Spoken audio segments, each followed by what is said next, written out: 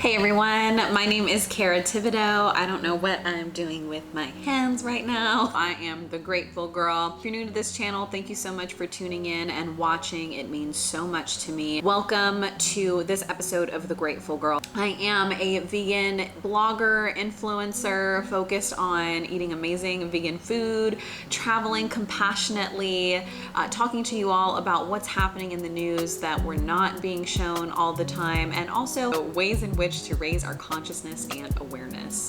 So what I want to talk to you all today about is food deserts and food insecurity. It's no surprise that we are seeing a shift in the collective when it comes to the Black Lives Matter movement. It has been a long time coming, and I'm excited for the changes that we will see come out of this. As a vegan, one of the things that is really important to me is compassion. It is the reason why I went vegan. And in that compassion, I have learned that all oppression is interconnected. But one of the things that really opened my eyes during the Black Lives Matter movement was how silent some of my white vegan companions have been. These are the people that I have gone to protests with and demonstrations with who were absolutely silent following the death of George Floyd and the progression of the Black Lives Matter movement. I thought it was very strange, because a lot of these white vegans that I know have been very vocal about plant-based eating in minority communities. But what I think is really important that we have to understand is not about addressing the symptom as to why people of color are not eating plant-based. It is addressing the root problem as to why people of color are not eating plant-based. 30 million Americans experience every year food insecurity, and 23.5 million Americans live in what is called a food desert.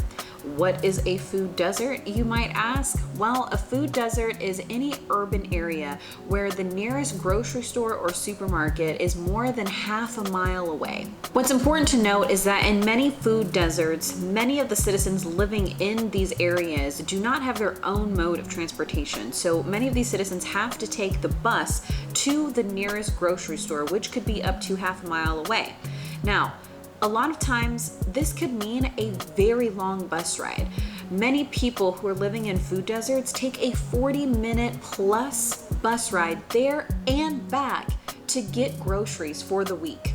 Can you imagine taking a 40-minute bus ride to pick up groceries and taking another 40-minute bus ride back home with a week's worth of groceries? Many people living in food deserts are also experiencing food insecurity. Now, while food deserts are about the accessibility to food, food insecurity is about the affordability of food. Food insecurity is the disruption of the intake of food or of eating habits due to a lack of money or resources. Now, food insecurity and food deserts didn't just happen overnight. They are the byproduct of what is called redlining. In the 1930s, banks discriminated against people of color, primarily in urban communities, by not giving them the loans to purchase homes within these communities or to renovate their homes. So what does redlining have to do with food deserts and food insecurity? Well, redlining is still happening today in the form of supermarket redlining. Supermarket redlining is when a major chain grocery store is disinclined to set up an establishment in these urban communities, or when they do start to see a shift in that community, they will then take those supermarket chains and move them to the suburbs. So if we want to ensure that these minority communities, especially minority communities in low-income communities, are eating plant-based foods, it's not enough to educate people about how plant-based foods can assist in making someone healthier. It's about ensuring that there are plant-based foods that are accessible to people in these communities and that are affordable to the people in these communities. In many food deserts, this has been done by design in the relation to redlining. This is planned. There is nothing about this that happened by circumstance. It has all been planned, and it is to keep people in these communities sick. What do I mean by that? Well, in these communities where grocery stores are over half a mile away, you know what is in these communities? Fast food chains offering heavy, saturated, and sugary foods, in addition to convenience stores where most of these people, this is the only place that they can get groceries. And those groceries consist of chips, soda, or canned meats.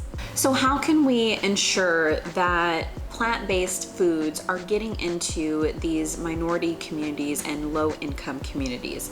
The best way we can do that, that's within so many of our grasps right now, is to volunteer at urban community gardens. These are a great place to start, especially urban community gardens where they're donating a portion of their food to local food pantries that are accessible to these low-income communities. Also, if you have the means to do so, if you're able to donate produce to a food pantry that's within these communities, this is also another great way to ensure that plant-based food is being accessible in these communities. And another great way to ensure that people have access to plant-based foods is also by advocating that your local farmers market accept and participate in SNAP.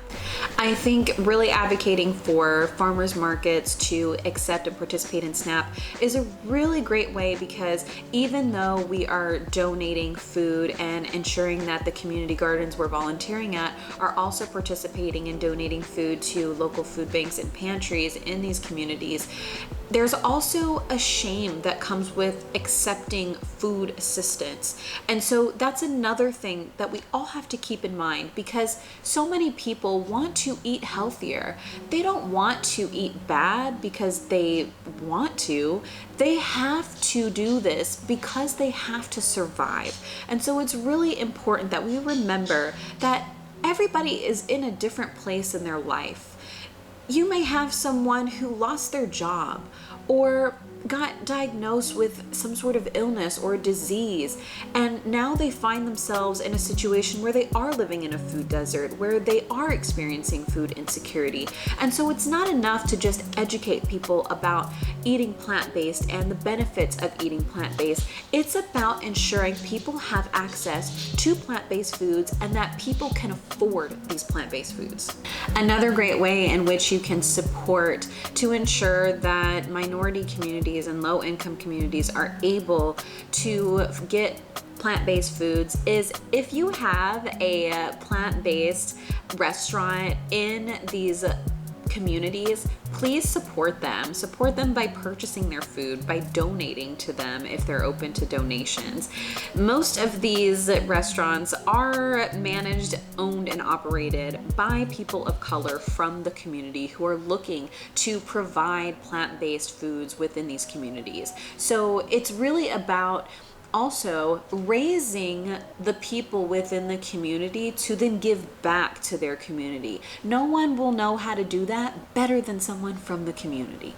Food deserts and food insecurity is not just a vegan problem, it is a human rights problem. Everybody, no matter what your socioeconomic status is, no matter what your gender or your race, should have to worry about where their next meal is coming from, and shouldn't have to worry if that meal is going to sustain them and have nutrients for them. I think one of the things that is the most disheartening about food deserts and food insecurity is that so many children live in these food deserts and so many children experience food insecurity. And that is also done by design. These kids go to school hungry. And when you're hungry, you can't learn, you can't dream, you can't innovate, and you can't use your imagination because you're on survival mode. And that's why so many kids get wrapped up into the school to prison pipeline. It's done by design. And so we really have to look at the entire structure. We really have to look at these systems and how we can restructure them and rebuild them in a way that doesn't just benefit some people, but it benefits everybody. So I hope I was able to teach you something new today. If you like this video, make sure you hit the like button down below, and also comment below if you have any other ways in which we can ensure that there are plant-based foods that are available, accessible, and affordable to communities of color and low-income communities to help end food insecurity and food deserts. And last but not least, make sure you hit the subscribe button. It's free to do, and you support me in the work that I'm doing, and it means so much to me. Thank you so much, and I'll see you again on the next time, Grateful Gang.